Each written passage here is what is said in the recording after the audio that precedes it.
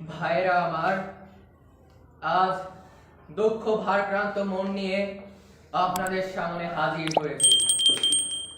আপনারা সবই জানেন এবং বোঝেন আমার জীবন দিয়ে চেষ্টা করেছি, কিন্তু দুঃখের বিষয় আজ ঢাকা, চট্টগ্রাম, রাজশাহী, রংপুরে আমার ভাইয়ের রক্তে রাজপথ রঞ্জিত হয়েছে।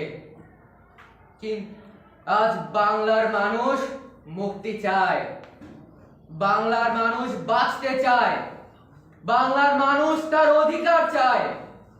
কি অন্যায় করেছিলাম? নির্বাচনের পর বাংলাদেশের মানুষ সম্পূর্ণভাবে বাংলার মানুষের আওয়ামী লীগকে ভোট দিয়েছিল। আমরা ন্যাশনাল অ্যাসেম্বলিতে বসবো, আমরা সেখানে শাসনতন্ত্র তৈরি করব এবং এ দেশকে গড়ে তুলব। এদেশের মানুষের অর্থনৈতিক, রাজনীতি এবং সংস্কৃতি মুক্তি পাবে। কিন্তু দুঃখের বিষয়, আজ দুঃখের সাথে বলতে হয় 23 বছরের করুণ ইতিহাস বাংলার অত্যাচারের, বাংলার মানুষের রক্তের ইতিহাস, 23 বছরের মুমূর্ষু নরনারীর আত্মনাদের ইতিহাস, বাংলার ইতিহাস, এদেশের মানুষের রক্ত দিয়ে রাজপথ রঞ্জিত করার ইতিহাস। 1952 সালে রক্ত দিয়েছি, 1954 সালে নির্বাচনে জয়লাভ করেও আমরা গদিতে বসতে পারিনি।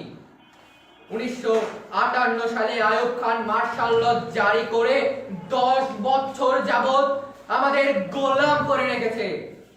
1966 সালে 6 দফা আন্দোলনে 7ই জুনে আমার ছেলেদের গুলি করে হত্যা করা হয়েছে। 1966 সালে আন্দোলনে আইয়ুব খানের পতনের পর ইয়াহিয়া খান সাহেব সরকার নিলেন। তিনি বললেন দেশে শাসনতন্ত্র দেবেন, দেশের গণতন্ত্র দেবেন। আমরা মেনে নিলাম। তারপর অনেক ইতিহাস হয়ে গেল, নির্বাচন হলো। আমি প্রেসিডেন্ট ইয়াহিয়া খানের সাহেব এর সাথে দেখা করেছি।